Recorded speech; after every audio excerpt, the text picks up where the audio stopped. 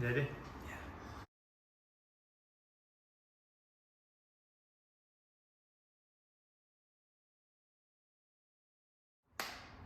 Alright, action.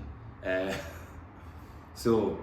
I was mentally and emotionally with Sea of Solace when I came up with the story was 2 years ago when I moved to Ayr. I was in homeless. I just lived for a year taking acid and mushrooms. I was in a bad place. I was sleeping on the floor, just kind of dossing about. Came to Ayr, got heavily involved in the recovery scene, and through that and through therapy, through cognitive behavioural therapy, I decided to start keeping like a little journal. Then that became like a novel, and then that novel became a film because I've always loved film. It became it was a means to an end for my mental health. And then through that, it just came up with this like amazing story, and it was my partner who I met here, and we've been together now for just over a year, Emerald Gaffney, big shout out, and we came up with the story. She really brought like the heart, I brought all the darkness, and she brought like this heart and lightness into the story, and from that, I wrote a movie. And then, so I guess, I was in a pretty dark place. I felt like I was having demons talking to me. I'd go for walks on the beach, and some of the thoughts that I had were pretty dark. So what's the first image or feeling that ever came to you that you knew would live inside this story? The lighthouse. The lighthouse is a big thing in the film.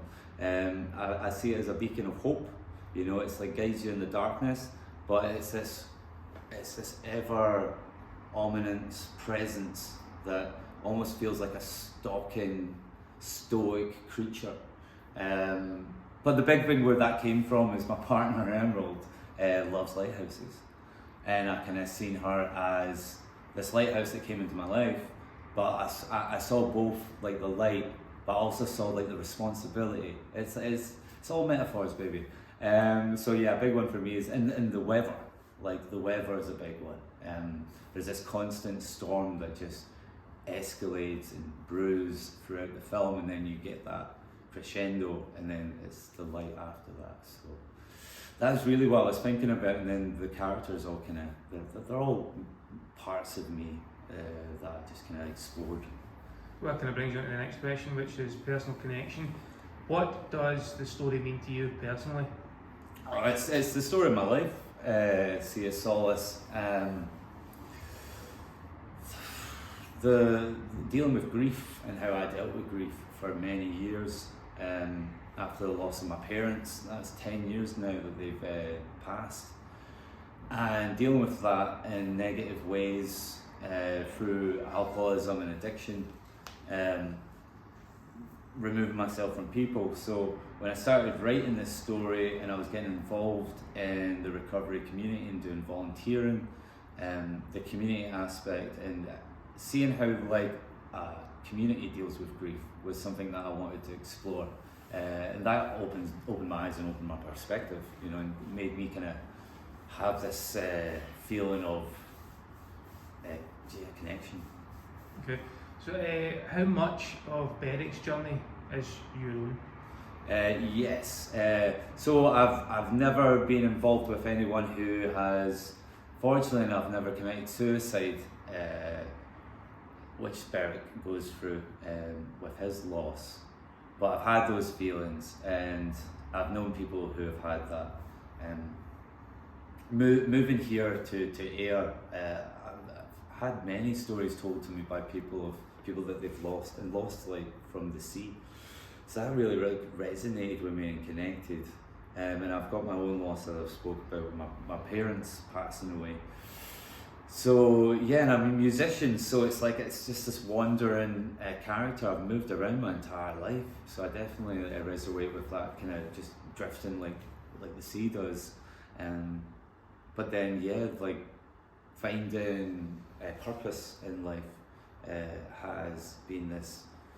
I didn't see it coming. I was looking for it, and then when I kind of just got my head down and started working on myself, it showed up. It was just around the corner, and here it was, this film and this story.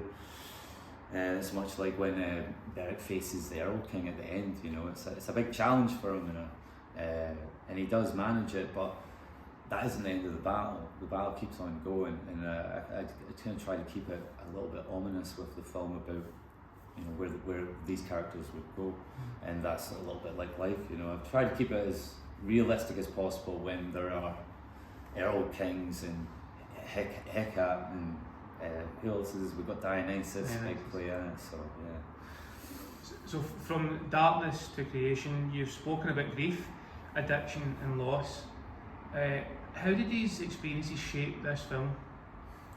They set the tone and also the structure. Not just like sound like just a little bit like technical. So the idea was, it was a writing exercise, and I've always loved writing, so the idea of it being a journal first, and it was just a diary of how I was feeling, thoughts that I was feeling, emotions I was going through, and then becoming a story. So then when you've got all those just like emotions, they become like your narrative beats. So from that, like, you just start connecting the dots, and before you know, you've got this personal story. What was the question again? You've spoken about grief, addiction and loss. How did those experiences shape this film? Oh right, yeah, well, I mean, I can answer that a bit like George yeah. Lucas, like, it was just like, well, you know, it just kind of made sense to... Well, go to the next one then. So, right, okay, I've got it though, because it's like the way that I've told the story, it's the character of Beric is going through these different emotional barriers that we all go through life, so at the start of it he's pretty much in denial, then he's got like a sense of depression, then he's anger, then he's got acceptance, and then he's got hope. So it's like he goes through these journeys. Like I'm in a way I'm trying to tell like the hero's journey. Big shout out to Big Campbell there for the hero's journey, but I'm also like I'm tying it in with internal struggles as opposed to slaying the dragon or fight. Like, let's go hobbits.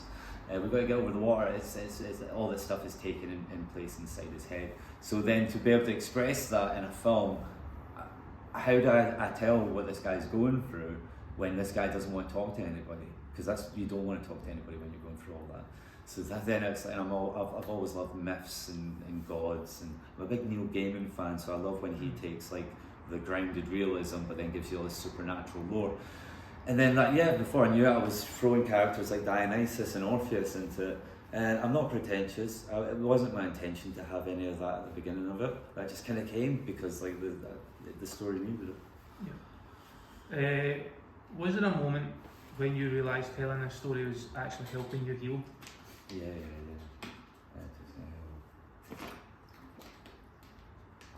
So the moment that I realised that like this film is actually like helped and healed me in a massive way was when we had the table read, and everybody showed up for the table read, and everyone had brought their game to it, and everybody had questions or connections to it, and then the cast, the crew that I've been able to assemble since starting this journey, it's just cool to write something and to connect with others has been fascinating. I never imagined. I used to hate people. I used to stay away from them, but now I'm surrounded by people, and it's the best. Yeah. Try to come down. I've lost it. The question. Sorry. How did I get? I've not used that before. So. Two fingers for. Two fingers, right? Okay. I think. I always use two, so I don't know where you're at. Darkness. So going into music, music is a lifeline. Your song "Breathe" it plays a central role in this short. Can you talk about when and why you wrote it? Yeah, I wrote "Breathe" about a year and a half ago, maybe 2 years ago, when I was like sleeping on the floor. I mean, I had the privilege of people looking out for me, but I mean, like, I wasn't helping other people, and that kind of made them worse. So we're just taking too many mushrooms, too much acid, and yeah, I wrote this song like when I was like pretty much like close to just kind of ending life, and it whenever I'm in a tough situation, I'll breathe now. I used to not. I would never breathe. And I know it sounds simple in that, but honestly, if you just try to ground yourself when you're going through situations, take a step back. And the song, yeah, like I play that for people, and like I've had people cry when I've played that song. And in regards to being a musician, that's something that I picked up like only 5 years ago during COVID. I needed something to do with my hands when I wasn't being a care worker, because you'd have like gaps between customers. So a guitar couldn't fit in the car, so I got a ukulele and I started playing that. I played it for myself, man. But then one time I played that in front of people, Breathe, and they were like, man, you need to sing that stuff to people. So it kind of just naturally became this thing where I wanted the story to be almost in a way, not a musical, but like have these musical sections. So the start of the film will have my song I Drink to Forget, then we've got Breathe at the end, and then at the very end it's not going to be myself, I'm trying to get a friend to make an original song for it. And it's just, I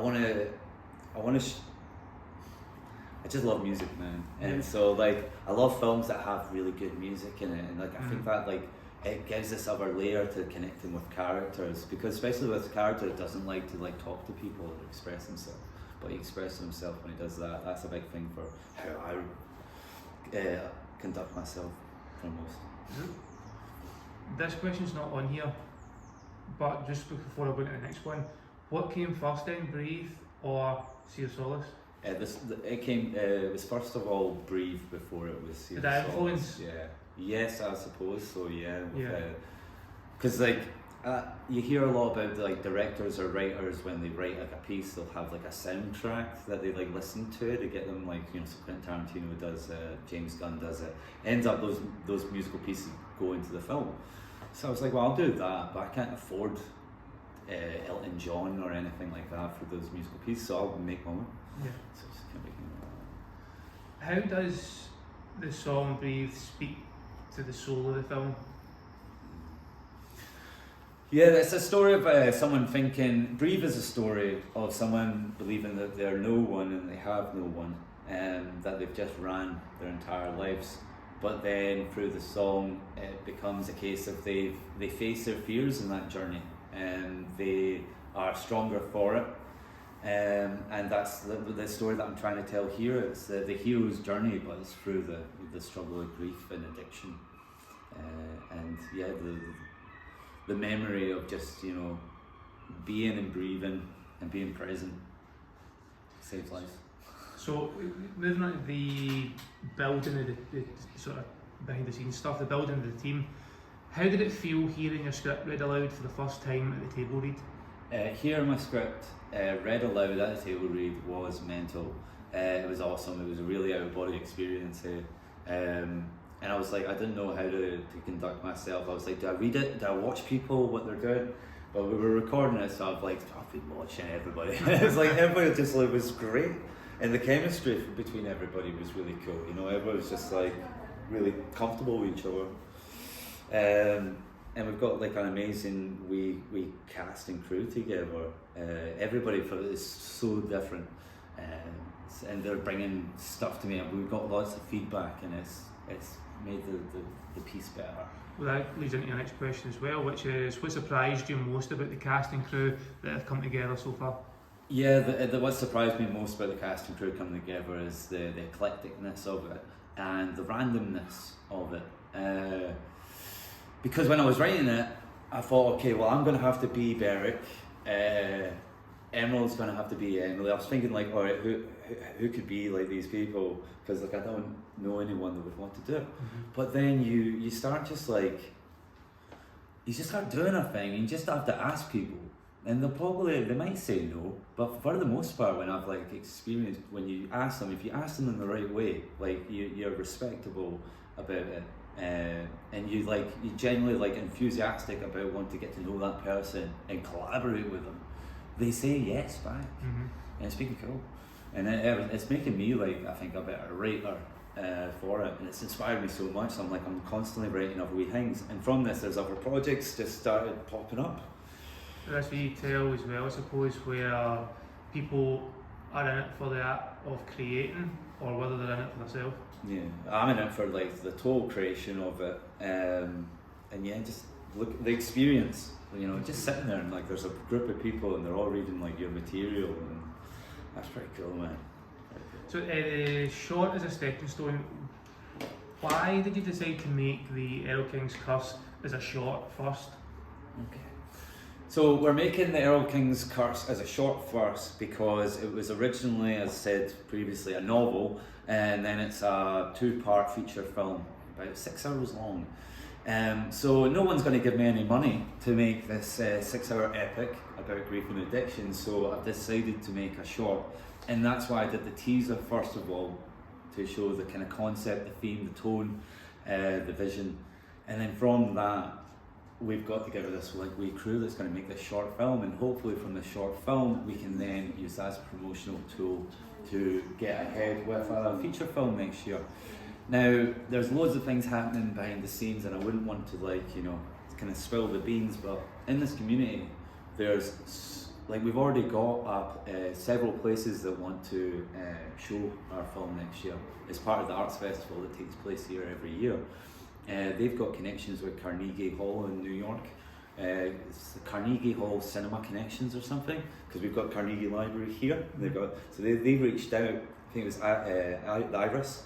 So they've got a whole thing, man, with them, and they're showing people in the community and the films that they're producing. So I didn't even know about any of this. So it's a great time. And if we get this done for September next year, we're going to have like so many places that we can like show this, and we're not going to just like a place to show it. We're going to have a place where the people that want to see this film or need to see this film are going to have the ability to be able to see it and see it for free. You know, so yeah. I'm buzzing for that. Amazing. What was your vision for the feature film? And it's a 2-parter. So what was your vision for the feature film, and what are you building towards?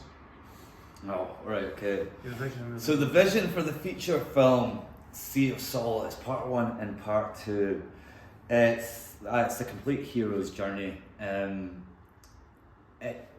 That is edited down, by the way. The 6 hours, it's like it was originally about 9. So like it's tight and it's great, and it really does explore all these themes in just strange and unusual ways, and I introduce a lot more characters because we've really had to reduce the cast down, so there's way more gods in it. The character of Brian and the doppelganger, it's madness. There's YouTubers that go missing, there's a police investigation, so sometimes it feels like you're watching like Law and Order by means of Air Scotland, but then at other times it's just like occultism, because I used to dabble, but like then it's got just like just real emotional, heartbreaking stuff, and loads of comedy. But trying to condense that into a 20-minute short film was tough, but not as tough as I thought it would be, because it's like the story, it's good.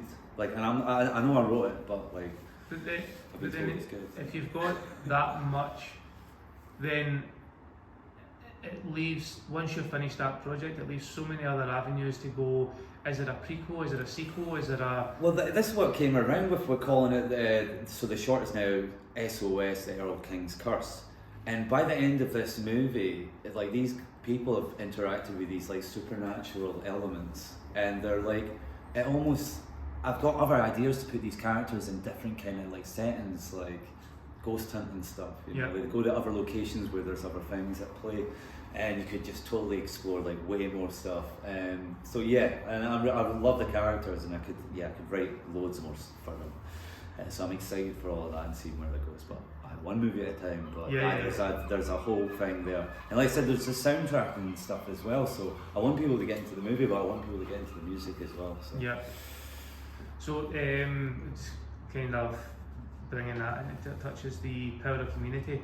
You've put this together with no budget, just passion and people who believe in the story. What does that say about the community around you? Yeah.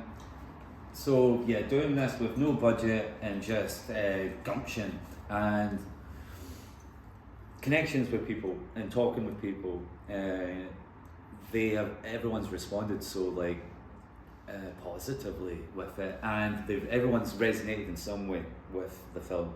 which shows you that it's like a story that people are like looking to want to hear, or people like they really do believe in it, or they believe in me. I don't know. It's like it's been just a great experience coming to AIR, being involved with communities like Recovery AIR, at 48, 360 the place, people like Carol, Wendell, Mel, Odette, Richie, Mark, all these people that just came into my life, Emerald, yourself, Fraser, man, Robert, there's Drew, there's Kenneth, there's Diana, there's so many names, man. Like, but I know them all. But I think your passion is so infectious, though. So I think it's definitely is a mixture of both the story and the vision and drive that you have to push all this forward. So. Yeah, I don't think like I would have done it if I hadn't been around like all these people, man, that, you know, for whatever reasons they got lost down the way or they got forgotten. But when you give everybody that time, they give you time. And then before you know it, you've got common interest. And then when people that just like are doing all these kind of creative things right now, and you're like, I just wouldn't have. Okay. I've been in like the homeless system since 15, so I've been like, had to be around like rough areas, rough people and that, and I've just never seen like the hope that some of the people around here have. Which is crazy when you think that the amount of projects that millions of pounds have been thrown at, and they don't have the same drive and passion as what you can get in a small community like that. What would it mean for you, just talking about that, what would it mean for you to get funding and grow this project into something bigger?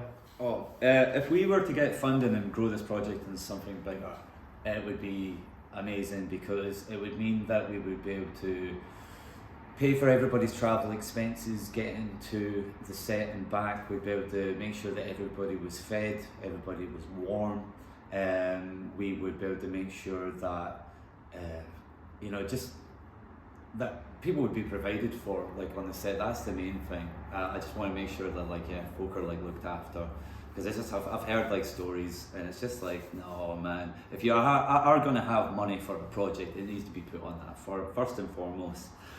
Secondly, it would give us the ability to really like give it the production it needs. So like, for example, we do need to go into the studio and record stuff. Now I've got connections and I'm trying my best to do that on a now budget, which it can be done, and we can do that, and we probably will do that. But if we can get a wee bit more money, we can just get like that little nicer bit of production. But in saying that, it's not like I'm going to go and pay Jim over in Edinburgh way to like come and go and do the recording. It's going to be someone local who's going to like benefit from it. We are also going to be able to get like so many like cooler costumes and create like really like mythical looking stuff, man. We're going to make it look cool already, but it's just going to amplify stuff. Ideally, I'd love to have like a little team of stunt people to do the big battle at the end. Now we've got our connections, and our lead actor is able to do swordplay, but I'd love to also, health and safety is a big thing. So like the bigger we can make that, the more money it's going to be for health and safety. So like all that stuff, it would churn money, but I think it would be really cool for the end product. But at the end of the day, man, I'm going to do this for about £400 or £500 at my own money, and I can do that. I can make the film for that. But it's the people that are taking all that time and effort and travelling to AIR Scotland for 7 days, and that's going to be heavy. That's going to be an intense shoot for 7 days. So if we were getting money, we could spread that to 14 days. And like I said, everyone keeps the receipts, we can get them reimbursed. So that would be big. What would you say then to someone watching this who might want to be involved, donate, or support? I need to eat this first. I'm getting chilly. Is this the last one? Those two, they go into each other. So I'll just I want to get first? So, I want to get first.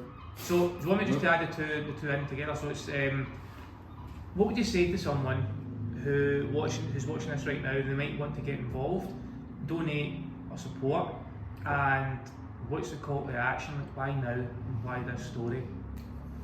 Heavy. What would you say? What would I say? To someone who want to get involved and support, phone, text, message, get in touch, have a chat.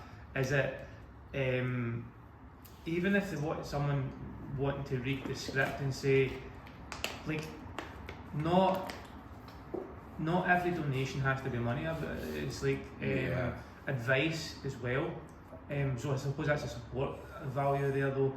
Could they put you in touch with someone who maybe doesn't have anything going on just now and are willing to put a bit of free time into, you know? That's cool. Yeah, I'll do that, man. All right. So give us the question again, please. So, what would you say to someone watching this who might want to get involved, to donate or to support? Yeah. So get in contact, reach out. Charles McNally at live.co.uk. We'll put all kinds of stuff down in the description that you can check out and get in contact with us. We're looking for anything. You know, at the moment I've pretty much got like a full cast, full crew. But like this is either their first project that they've ever done, or it's maybe the second or third. So what we're looking for mostly is people's time, people's experience. So not every donation has to be like money. It can just be offering your time or your advice. If you know anybody that's interested in spirituality, who's interested in recovery, who's experienced loss and going through grief, if they wanted to come and hang about with a bunch of people that are all going through that, but we're making something, and come and being part of that team, like, you're gonna be welcomed. So just like I get in touch. It'll be in September, it'll be 7 days, there'll be early shoots, we might be up at 5 o'clock in the morning some days, most days. But it's gonna be fun. And it'll be really cool. And we'll have like a big party at the end of it and have a bonfire and stuff like that, you know, why not? So that's kind of leading into the next one is, what's the call of action? What's the call to action? Why now? Why this story? The reason why we're ramping up this right now is, yes, it's September is when we want to film. The weather elements in the script dictate that, so we're kind of like time sensitive for that. Also, it's next year is going to be the arts festival. We're going to have places where we can play the film. There's a lot of buzz going around right now, but there's sadly no money. But if we can get this film and we can all show that we can make this, like, the possibilities of where this is going to lead to for the community, for the people that are involved, will be just that. It's hard to say, but it's very, very positive at the moment. That kind of answers the next question, which is, what's your dream for Sea of Solace in 1 year from now, and then looking ahead 5 years on? So from 1 year from now, my dream would be that we're doing this all again, but we're doing it for the feature, and we're getting that funding together for the feature, and we're doing the table reads for the feature, and we're getting the cast and crew together. But I want to have whoever's wanting to come from the original. I mean, they might hate me by the end of it, but whoever's wanting to come on board for that, like, you know, that's happening, and it'll be like a proper feature film, you know. So to have that experience would be cool, and then to go from there, it's. Yeah, like I said, this is a first for everybody, and everybody that's getting involved, it wants to have a profession possibly in the arts, and most of them never thought that would even be possible. It's not an avenue open to them. Now it is, you know, and this is like this is the door for it. So yeah, that's from 1 year from now. And 5 years from now, well, I've got my 5-year plan. I'm doing a lot of other stuff, harmony and healing music group. That's really kicking off. I want to maybe possibly start my own charity with that, and it would be cool to just get a van, load it up with loads of instruments, me and my partner just go from like town to town, show like a town what you can make a music group together in a week, give them all the tools that they need for that, donate them like instruments, and then just go from like just kind of impoverished kind of wee towns and villages that are disconnected and bring music into their wee village. And my partner, she's doing her studies and stuff for well-being and mental health, so she's going to be bringing the healing factor, I'm going to be bringing the harmony factor, so it'd be great to be doing that. I love a wee bit of land, you know, and just like build a wee community, and make films and make TV, but like I said, just with this community. So probably this is probably the most kind of heaviest personal question, which is if you could sit down with your younger self, the one who felt lost, what would you say to him now that the Sea of Solace is? What would you say to him now that the Sea of Solace is coming to life? Yeah, if we could sit down with my younger self and speak to him about, Sea of Solace coming to life, I would say that's like everything happens for a reason. Sometimes, for most of the time, you're not going to enjoy what comes along, but it's through those like moments of grief, desperation, pain. So that's where your character is like built. And time is subjective. Time is relevant. Nothing happens overnight. A seed plants and it grows, and it's like it just takes time for these things. And I'm just glad that it's like for many years I was very resentful of things that had happened to me, but then you grow from all that, and then you're able to pass stuff on to other people and help them in similar situations. So it's just a very sounds a bit like that old the saying, I remember seeing it somewhere. It's the difference between a piece of coal and a diamond. Yeah, pressure. Yeah, it's 100% true. All those old sayings, man, they're all like true for a reason, and they've all stuck around. Mind over matter. That for me is everything's mind over matter. And you can relax. Nice. That was good, man. Nice, man.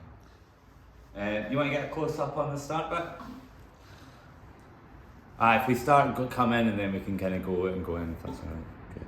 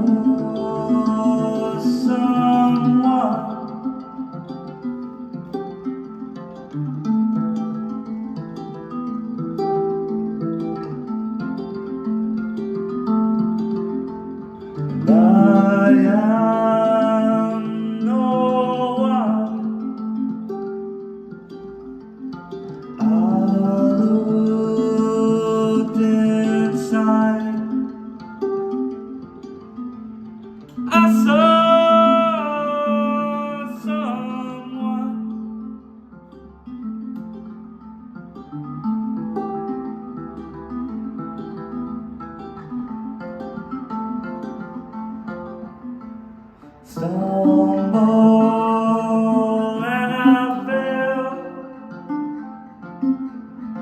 couldn't break the spell.